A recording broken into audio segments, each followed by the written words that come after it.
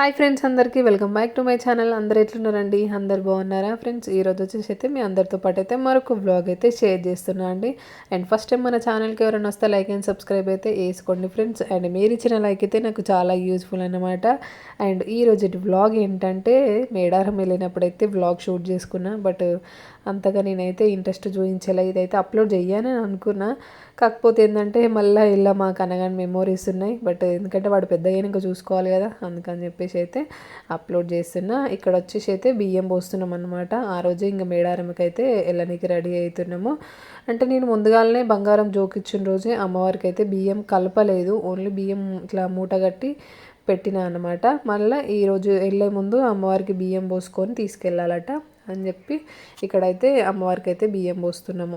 సమ్మక్క చేసిన రోజే నార్మల్గా కొంతమంది ఏమన్నారంటే బియ్యం కలిపి పెట్టచ్చు అని కొంతమంది అన్నారు. కొంతమంది ఏమో అట్లా పెట్టొద్దు, బియ్యం నిద్రపోతాయి, అంటే మేడారం వెళ్ళే ముందు ఆ రోజే కలుపుకొని వెళ్ళొచ్చు అని చెప్పేసి ఇట్లా అన్నారనమాట. అందుకని చెప్పేసి నేనైతే ఆ రోజు కలిపి పెట్టలేదు. సమ్మక్కకి పెట్టిన తర్వాత వారం తర్వాత మళ్ళీ అప్పుడు మేడారం వెళ్ళినాము. ఇంకా మళ్ళీ వారం రోజులు ఉండొద్దు కదా, అసలు పొడి బియ్యం నిద్ర కూడా పోవద్దు అంటారు కదా, అందుకని చెప్పేసి అయితే ఇంకా నేనేమో కలిపి పెట్టలే ఆ రోజు. అంటే కన్నయ్యకు బంగారం జోకిచ్చిన రోజు సమ్మక్క చేసిన. ఇంకా అమ్మవార్ల ముందు బియ్యం పెట్టాలి కదా, ఎవరి వాళ్ళకి బియ్యము, గాజులు, పసుపు, పువ్వులు ఇవన్నీ కలిపి మూటలాగా పెట్టిన.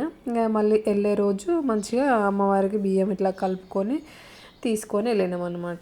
అండ్ ఈ క్లిప్ వచ్చేసేమో బంగారం జోకిచ్చిన రోజు. అసలు ఒక్క క్లిప్ కూడా సరిగ్గా తీయలే, ఒక ఫోటో కూడా తీయలే. మా పెద్దోడైతే ఆ చుట్టూ జనాలను చూసుకుంటున్నాడు కానీ కనీసం ఒక ఫోటో కూడా సరిగ్గా తీయలేదు. మా కన్నగాడేమో ఇంకా ఫుల్ భయపడతా ఉన్నాడు, అందులో కూర్చోవాలంటే అస్సలు కూర్చుంటలేడు. ఇంకా వానికి బిస్కెట్ అది ఇది ఇచ్చి కొద్దిసేపు అయితే అట్లా కూర్చోబెట్టినాం అనమాట. 5 బంగారం బుట్టలు, 6 కిలోల చక్కెర అయితే దూగింది. కన్నగాడు 10 కిలోలన్నర ఉన్నాడు. ఇంట్లోని బతిలాడేసరికి అప్పటికే 2 or 3 అయిందనమాట. ఇంకా మిట్ట మధ్యాహ్నం ఏం పెడతామని చెప్పేసి మళ్ళీ అప్పుడు బంగారం జోకించుకొని ఇంటికి వెళ్ళిన తర్వాత నైటు సమ్మక్కకైతే చేసినాము. మేము యాటతోటి అయితే కాదు, అంటే నార్మల్గా కోళ్ళతోటి కూడా చేస్తారు కదా, కోళ్ళతోటే అనమాట మేము చేసేది, యాటతోటి అయితే కాదు. ఇక్కడైతే అన్నీ ప్యాక్ చేస్తున్నాము, చక్కెర ఉన్న బంగారం బుట్టలు. అనుకోము వెడ్నెస్డే రోజు జోకిచ్చినాం అనమాట. వెడ్నెస్డే రోజు చేసినాము. ఇప్పుడు ఈ అంటే సమ్మక్కల పున్నము అంటారు కదా, ఈ పున్నం అయిపోయిన రోజులు, ఎందుకంటే అంతా అమ్మవారి రోజులే కదా, ఏ రోజు పడితే ఆ రోజు జాతరకి వెళ్తూ ఉంటారు. మరి జాతర దగ్గర కూడా పెడతాం కదా, మంగళవారమే చేయాలి, బుధవారమే చేయాలి, శుక్రవారమే చేయాలని కన్ఫ్యూజ్ చేసిరు. లేదంటే అదే రోజు జోకించుకొని మంచిగా వెడ్నెస్డే రోజే మేడారం వెళ్దామన్న ప్లానింగ్తో ఉండే అనమాట. బట్ ఇంకా బుధవారం చేయొద్దు, మంగళవారం చేయొద్దు, శుక్రవారం చేయొద్దు, ఇట్లా వెళ్ళొద్దు అని చెప్పేసరికి ఆగిపోయినాము. ఇక్కడ చూడండి మేడారం అయితే వచ్చేసినాము. మనకు అంటే మేడారం పోయే దగ్గర గట్టమ్మ టెంపుల్ కూడా ఉంటుంది కదా, ఖచ్చితంగా అక్కడ ఆగి కొబ్బరికాయ కొట్టిన తర్వాతనే మళ్ళీ అక్కడ నుండి బస్సు అయితే బయలుదేరుతూ ఉంటుంది కదా.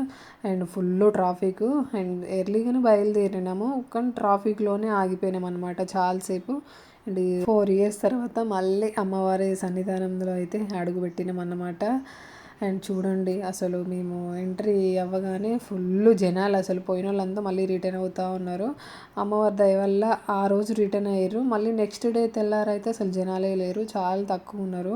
పసుపు కుంకుమ అంటే ఇట్లా మొక్కుకుంటారట, అవి మొక్కులే. అమ్మవారికి ఇంత పసుపు జోకిస్తాం, ఇంత కుంకుమ జోకిస్తాం అని చెప్పేసి అంటే కోరికలు నెరవేరిన తర్వాత ఇట్లా అమ్మవారికి అయితే సమర్పించుకుంటారు అనమాట.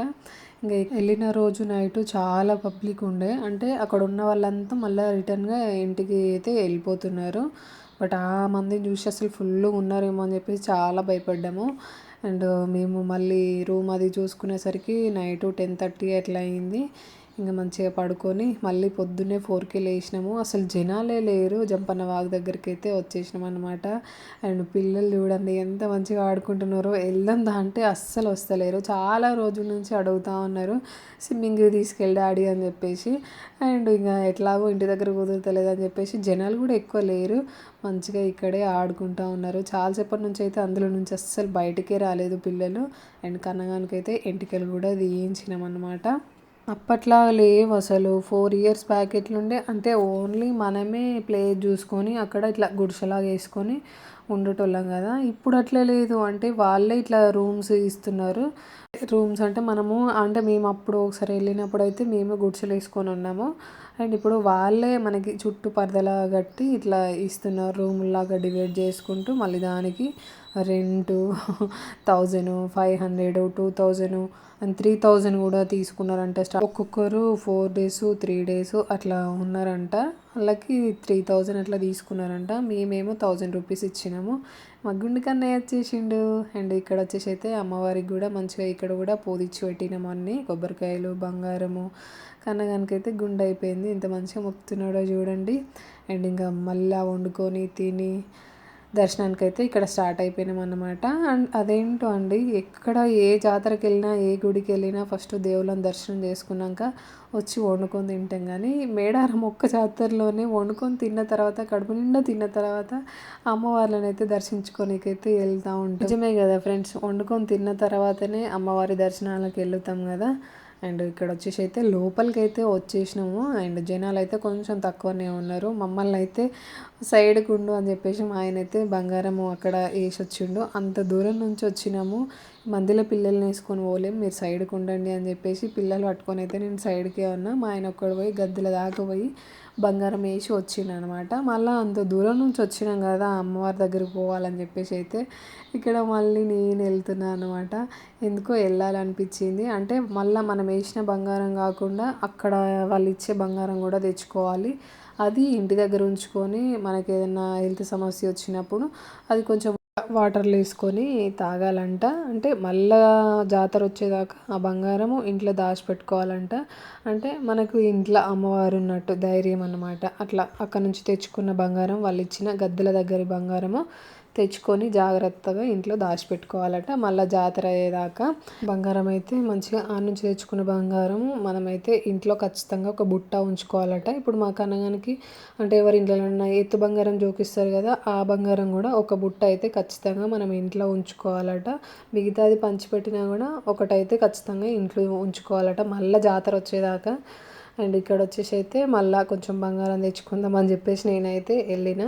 అండ్ లోపలికి కూడా ఉంది అసలు దారి, అంత దూరం నుంచి బస్ జర్నీ చేసుకొని మనం వస్తూ ఉంటాం కదా, కొంచెం లోపలికి వెళ్ళేసి వస్తే బాగుండు అని అనిపించింది. ఎందుకంటే ఓన్లీ ఇక్కడ బయటే ఉన్నాం కదా, అసలు ఇలా 3 దారులు ఉన్నాయి.